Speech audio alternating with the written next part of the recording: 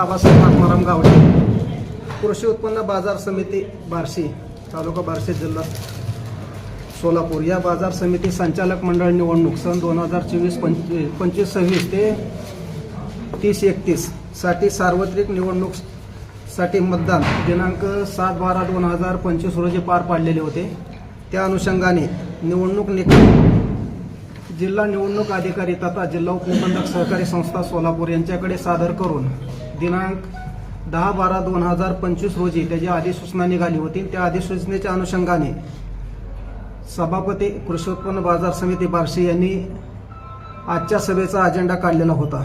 त्या अनुषंगाने आज 19/12/2025 रोजी अजेंड्यातील विहित कार्यक्रमानुसार आज सभापती आणि उपसभापती पदाची निवडणूक पार पडलेली आहे।